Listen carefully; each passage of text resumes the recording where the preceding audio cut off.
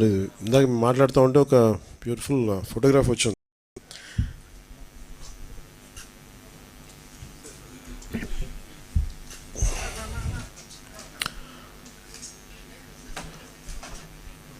ఇది international award తీసుకునేంత చాలా, అంటే ఒక విపత్తు సమయంలో సహాయం ఎలా ఉందనేది క్యాప్చర్ చేయడానికి మీక ఈ ఫోటోగ్రాఫ్. ఇది డ్రోన్ ఒక 8 కేజీల ఫుడ్ ప్యాకెట్ని ఎట్లాగా అది వాళ్ళకి అందజేస్తుంది అనేది, ఆల్మోస్ట్ మోకాళ్ళలో నడుము లోతు నీళ్ళల్లో ఆ డ్రోన్ ఎలా పనిచేస్తున్నాయి అనేది జస్ట్ చూపించడానికి. ఇది నేను చెప్పినట్టుగా మేము వచ్చి 100 రోజులు కూడా కాలేదు. చాలా ఛాలెంజెస్ మధ్యలో, ఆర్థికమైన ఇబ్బందులుండి, ఇలాంటి పరిస్థితుల్లో చాలా సమర్థవంతంగా రాష్ట్ర ప్రభుత్వం అధికార యంత్రాంగం పనిచేయడానికి ఇది చాలా బలమైన తార్కాణం. అది గౌరవ ముఖ్యమంత్రి శ్రీ చంద్రబాబు గారి అనుభవం ఇలాంటి విపత్తు సమయంలో చాలా బలంగా తెలియజేస్తూ ఉంది, మనకి చూపిస్తూ ఉంది. అలాగే 2014-19లో కూడా ఆయన ముఖ్యమంత్రిగా ఉన్నప్పుడు హుదూద్ తుఫాన్ డిజాస్టర్ మేనేజ్మెంట్ కూడా ఎంత బాగా చేశారో తెలిసిందే. ఆ టైంలో కూడా నేను ఒక 50 లక్షల రూపాయలు డొనేషన్ ఇవ్వడం జరిగింది. నిన్న కూడా ఒక 1 కోటి రూపాయలు డొనేషన్ ఇవ్వడం మనం ప్రకటించడం జరిగింది. త్వరలోనే అది ఆయన చేతికి అందజేస్తాను, సీఎం రిలీఫ్ ఫండ్కి. మెయిన్ ఇది అందరూ మాట్లాడుతున్నట్టుగా ఇది బుడమేరు పరివాహక, మనకి దీనివల్ల ఇంత విపత్తు సంభవించింది, విజయవాడకి శాపంగా మార్చినాయి అని. నిన్న అంటే ఒకటి, ఈజీగా ఏ ప్రభుత్వాన్ని తిట్టేయడం చాలా తేలిక.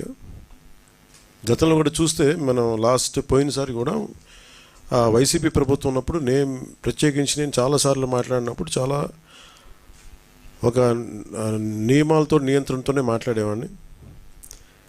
అలాగే మీ దృష్టికి ఏం తీసుకొస్తున్నానంటే, బుడమేరు పరివాహక ప్రాంతంలో దాదాపు 90% ఆక్రమణలు ఉన్నాయి. ఈ ఆక్రమణలే బుడమేరుకి మన విజయవాడకి శాపంగా మార్చేసినాయి ఇవన్నీ. ఇప్పటికీ కొన్ని ప్రాంతాల్లో ఆక్రమించిన ఇళ్ళు, ఆ ప్రాంతాల్లో ఇల్లు నిర్మించారు. తర్వాత నిర్మించిన ఇళ్ళకి అవుట్ఫుల్ డ్రైన్స్ లేకపోవడం, వరద ఎటు వెళ్తుందో తెలియక అది విజయవాడ సగం నగరాన్ని వరద నీరుతో ముంచెత్తేసింది. ప్రతిసారి ఇప్పుడు మీరు హైదరాబాద్లో చూసినా కానీ వీళ్ళు వాళ్ళ హైడ్రా అని చెప్పి వాళ్ళు స్టార్ట్ చేసి డెమాలిషన్ డ్రైవ్, కొన్ని వందల చెరువులు ఉన్న ప్రాంతాన్ని, లోతట్టు ప్రాంతాలని, ఫుల్ ట్యాంక్ లెవెల్ ప్రాంతాలని ఒక 20 ఇయర్స్గా 30 ఇయర్స్గా ఏం లేదు, వరద లేదు, నీళ్లు లేవు అని చెప్పి ఇల్లు కట్టేయడం జరిగింది అక్కడ కూడా. అలాగే ఏ మూల భారతదేశంలో ఏ రాష్ట్రంలో అయినా సరే, అలాగే ప్రత్యేకంగా తెలంగాణ కావచ్చు, అలాగే మనకు సంబంధించి ఆంధ్రప్రదేశ్ కావచ్చు, ఇది ఈ నదీ పరివాహక ప్రాంతాలు ఇక్కడి నుంచి సహజ స్థితిలో అది ఆ వాగులు వంకల నుంచి వెళ్ళి సముద్రంకి వెళ్ళే దిశలో ఆ దారి మధ్యలో ఇల్లు కట్టేయడం, లేదంటే లేఅవుట్లు వేసేయడం, ఇవన్నీ వైలేషను ఒకళ్ళు చేయలేదు. కొన్ని దశాబ్దాలుగా కొంచెం ఇంక్రిమెంటల్గా చేసుకుంటూ వచ్చి అది చేసుకుంటూ వచ్చారు. ఇది కూడా మేము అడ్డగోలుగా కూర్చోబెట్టి ఇది వైసీపీ ప్రభుత్వం మాటలు కాకపోతే వాళ్ళు చేసి ఉండాల్సింది. ఎంతో కొంత ప్రయత్నం కూడా చేయకుండా ఇలాంటి పరిస్థితుల్లో ఇంత సమర్థవంతంగా ఆ వయసులో ఆయన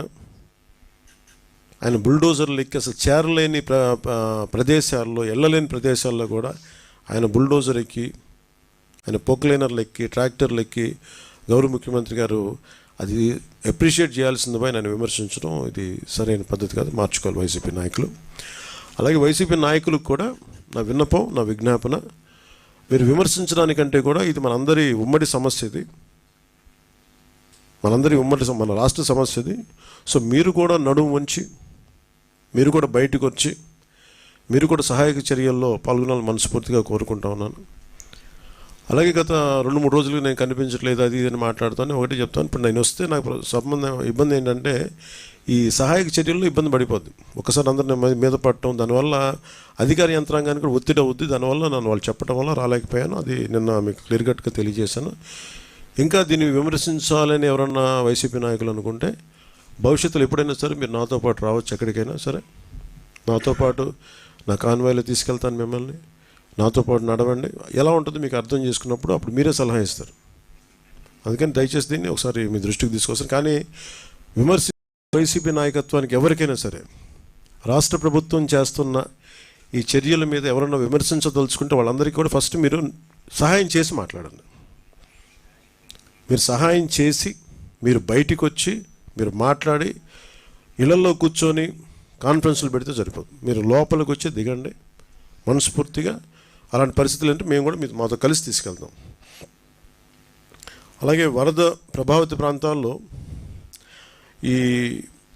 నేను ఇందాక మన కాన్ఫరెన్స్ కాల్లో కూడా మాట్లాడితే ఒకటైతే చెప్పిన, ఒకటి ఇమీడియట్ మెషర్స్ ఏంటి, ఈ వరద నీరు వచ్చేసిన ఇమీడియట్ మెషర్స్ ఏంటి, అలాగే భవిష్యత్తులో దీనికి ఇమీడియట్ రిపేర్. సపోజ్ రోడ్లు తెగిపోయినాయి, గట్లు తెగిపోయినాయి, అలాగే రోడ్లు పాడైపోయినాయి. సో వీటికి ఇమీడియట్గా అసలు